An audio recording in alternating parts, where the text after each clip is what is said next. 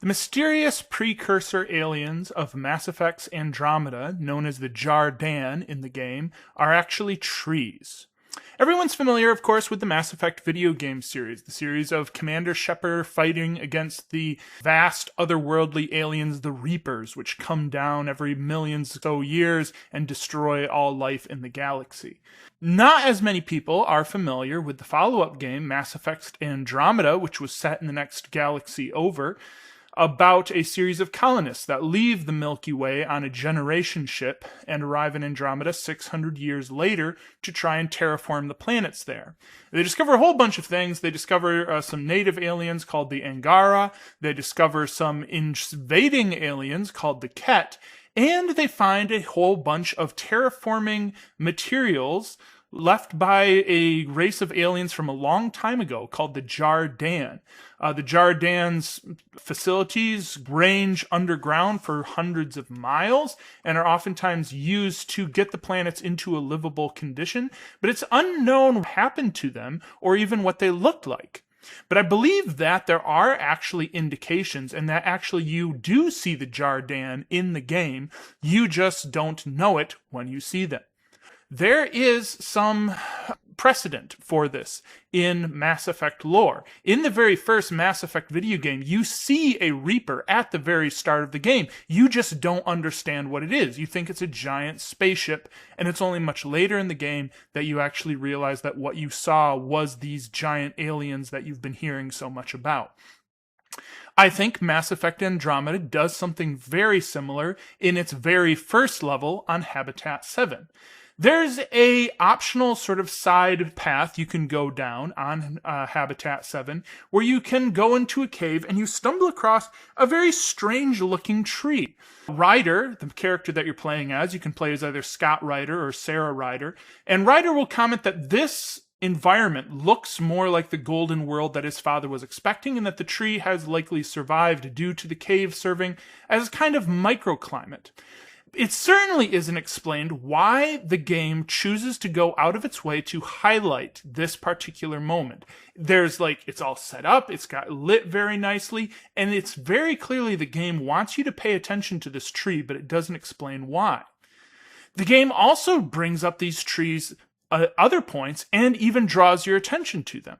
So when you go to Eos, which is the first planet that you terraform, you go into the vault, you go deep, deep underground. And there are, again, the trees. And the members of the group will comment on how bizarre this is. Wait, plants? All the way down here? You see them too? Thought all the gravity fun had messed up my eyes. No sunlight, no water. They should all be dead.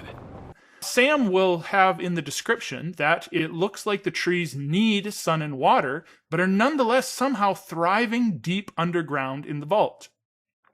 Now, that's the extent of the commentary that you get on the trees, but if you pay attention, they are elsewhere. In the control room on Eos, there are some burnt-out husk of trees in different corners of the room. It's not really explained how they're there or anything, or why these ones didn't thrive.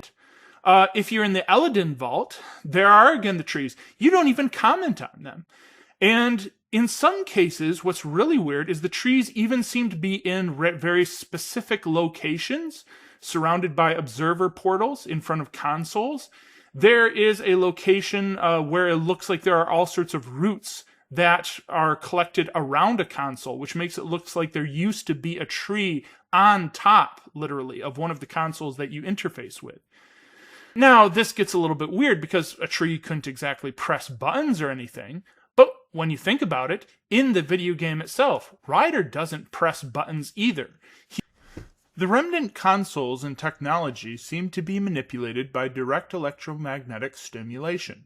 We get hints of this in the quest to find the vault on Havarl, where we investigate an Angara relic that allows them to use their bioelectric field and channel it through a special gauntlet to command the remnant drones. Now during this, your Angara companion, Tavos, says that long ago their ancestor, Zorai... How did he learn to use remnant tech? It's not like there's a manual. Zorai watched the Watchers. That's all I'm getting. I'm not sure what it means. The others slept, but I stayed awake. Unmoving, but seeing. Learning. Sounds like the stasis field around the first monolith. Maybe Zorai was able to shake off the effects. Maybe that changed him. One might suppose this means the observer drones, given the watcher line. I mean, it just kind of makes sense, observer, watcher. But while the observer drones repair remnant machines, they never really seem to control them, so it doesn't really make sense that Zorai could have learned that from watching them. A better explanation is that the trees could be considered the watchers in question. If we consider the trees sentient, then certainly most of what they would be doing would be indeed watching, and possibly manipulating the consoles via bioelectric energy fields similar to the Angara. A data pad on Eos notes that the plant life seems to grow in sudden stops and starts, and that the scientists suspect they may be responding to some kind of electromagnetic triggering. You see indications of this on Eos and other planets, as there are various remnant ruins with roots around them, like the vault on Eladon. This, though, leaves the question, who could have constructed the remnant robots? Even if the Jardaan trees can manipulate the consoles, if they're mostly stuck with watching, how could they have put together the robots? Well, that's easy. The Angara. One of the late-game revelations is that the Jardaan made the Angara as they did the remnant. Interestingly, the Codex entry about the Angara notes not only the bioelectric field and their hardy physiology, which is perfect for beings engineered to help terraform hostile environments, but it also notes that one of the ways Angara regain energy is through photosynthesis. Angara recharge the same way a tree does because a tree designed them. However, this doesn't really seem to answer the problem that we have. Really, we're just kind of pushing it back. If we're saying like the remnant were made by Angara, well, how could a tree make the Angara? And the simple answer to that, of course, is that they can't unless there were precursors to the Angara. If, say, there were other animals surrounding the trees, that the trees had a means of controlling somehow, which they could then use to manipulate their environments and perhaps create the Angara, the remnant, and other devices like them. This is all fairly speculative. It might not mean anything. One of the things you learn about the Jardaan is that they seeded all the worlds with various different plants and animals. So this might just simply be one of the plants that they were planning to seed it in on. There is no reason to suppose it's anything more than that. The part where it gets to be a little bit more significant is when you get to Key Tessera, the control center for Meridian. And especially when you go into the research wing. Look at all these plants. How are they surviving? When you go into the research wing, there are trees everywhere. There are just trees all over the place. And finally, when you get into the area where you find all the sort of prototype Angaran, there is a giant tree in the middle of the whole space. I have seen organisms like this on Havar.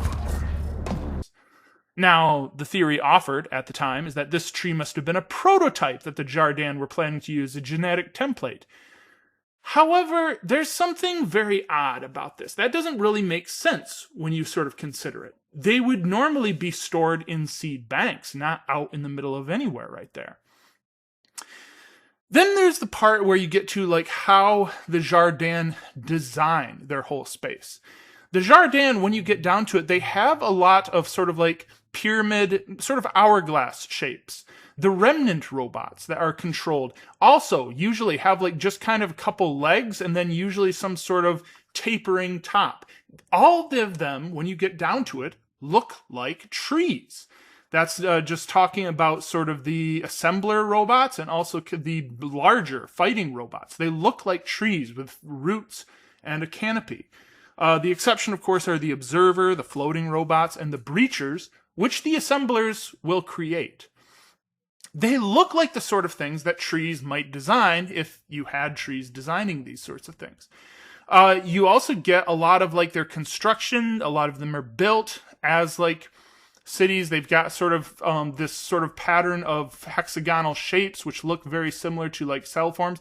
Their power system is built around running water or running liquid, omnigel liquid infused with electricity. It's exactly the sort of power source that a tree, which runs on water, would use. And that might explain how the trees are supposed to stay alive underground. When you think about it, what is sort of being suggested here is something very similar to the invasion of the body snatchers. You could easily have planets that release spores that infect the brains of people, and then those people will take up gardening, farming, taking care of plants, infecting more people. And that's like this if, like, say, those plants were an extremely well-organized, mechanized society in a lot of ways. This is even a plot, by the way, that Mass Effect has done before, as anybody who's fought the Thorian will attest to. So if you look into, like, the background of this, it's really quite a simple sort of setup. You've got these sentient trees that evolve the ability to infect creatures around them, birds, animals, monkeys, what have you. And they could then manipulate those animals into gardening, fertilizing, and protecting them. And in, say, the world of the game, then, the trees could multiply quickly, become a space-faring race with spaceships and all sorts of other things, building giant robots to farm and make other planets viable. Essentially, they're trees that terraform planets so that they can grow up there. That's exactly why the Jardaan are so interested in terraforming. They need viable planets to grow on. They can't make space stations. They can't make mining compounds. They need a whole climate. They need to garden a whole planet. There's even some sort of, you could say, a similarity with this in the way that Cora is talking about her dream of making a farm to grow Milky Way flowers and planets. It's something very similar to what the Jardaan do. This also explains certain things about how the Remnant tech works and why Ryder is able to operate it. So at the epilogue, you can read sort of an explanation for how this works. The consoles work on a certain duality in the brain. They talk about how it was working with Ryder is Ryder had the artificial intelligence Sam implanted in his brain and his own brain. And the two of them could be used to sort of work in tandem, manipulating separate things at the same time. By the way, there's kind of a hint of this with the giant sort of worm thing that you see on Eladon. It's basically two columns of moving things side by side. Ryder can operate the Remnant consoles because he has two brains in his head. Just as Angara slaves, say in this example, that would be imprinted with mind control spores from the Jardaan trees, might be. The Angara slaves would have both their own brain and they would have the Jardaan implanted brain.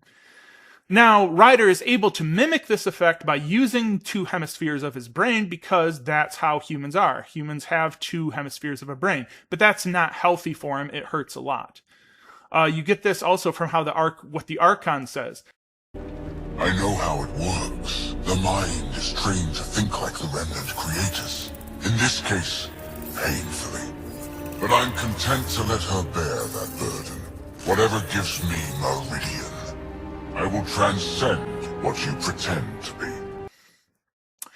This has some rather interesting implications for the future games in the series, which, by the way, could be extremely relevant as we move into Mass Effect 5, which is now in development. You could very easily, now that like the Ket are sort of out of the galaxy, the tree's spores would very quickly start to reassert themselves. You might have whole groups of colonists suddenly starting to act strangely, suddenly being very much about like sheltering the trees, protecting the trees, not unlike people indoctrinated by the Reapers. Ryder and other Pathfinders might be the only people able to fight off the effects due to their implants fighting off the influence of the Jardaan. And so then you would need to grapple with the question of whether actually the colonists maybe should work hand in hand with the Jardaan to fight against the Ket, if it's actually fine to be enslaved to a race that is dedicated to life. Perhaps you could work out a third option where it's possible to work with the Jardaan seed implants. And that would, of course, get us again with the situation of, do you destroy the ancient aliens? Do you control the ancient aliens? Or do you synthesize with the ancient aliens? Much like the original third games was. Hard to know.